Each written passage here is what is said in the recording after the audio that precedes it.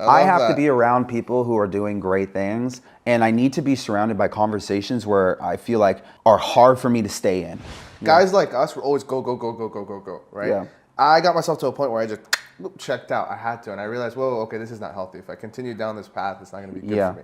What things do you do? I know you work out. I know I see you all the time at the gym. Yeah. But like, what certain things do you do that you think that allow you to keep that energy up so that you're always consistently showing up for your team? Got it.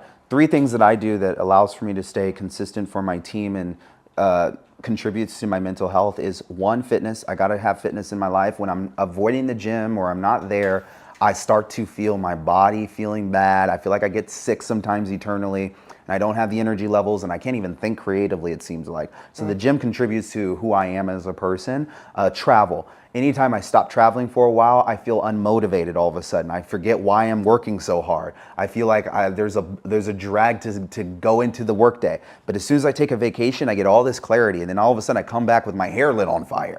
And so I'm just like going. That's how you are right now, man. I'm like going hard right now. When I come back from vacation, like people are like, dude, what got into Karlton? Like, he's on some type of new pre-workout. Like he went and drunk some type of new tequila in Mexico. Like what's he on? How often do you go out? Like what's like? Quarterly, every 6 months? Yeah, I would say like probably once a quarter. Like I take like a 3-week vacation once a quarter. Me and my wife have real estate in Florida, so we're there often, and we'll bounce around to different like tropical islands and stuff like that. We're tropical people, so we like to beach, sand. You were just in Mexico, right? Yeah, I was just in Cabo. You want to know something funny? I had a friend of mine who like used to work for me.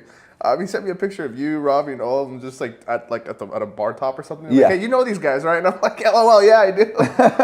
How was it? Well, how was you were gone for like what, 2 weeks? Yeah, I was gone for about a week and a half, and it was a great time networking with entrepreneurs who I wanted to establish better connections with. I had recently met Robbie 2 years ago, going to his event, and got a chance to be on his podcast, and he invited me into his inner circle of friends that all go to Cabo, I guess, every single year for New Year's. And so spending some time out there taught me how they operate their businesses and in relationships and things like that, and what things that they're trying to accomplish and heading into the new year. And I got to share my ideas on tax strategy and what I'm doing in my own world. That's cool, man. So I loved it. So fitness, traveling. Fitness, travel, and environment, which is part of the reason why I went out there to Cabo San Lucas. I have to be around people who are doing great things, or I need to be in conversations where Is that with everyone? With everyone. I have to be around people that are striving for great things. I make sure my family's doing that too.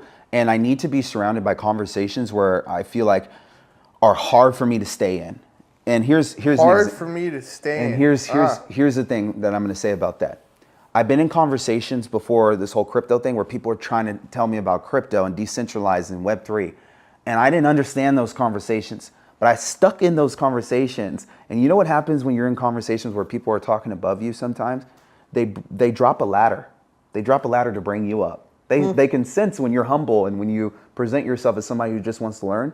They can realize that, and they'll drop a ladder down and be like, okay, let me help you get there.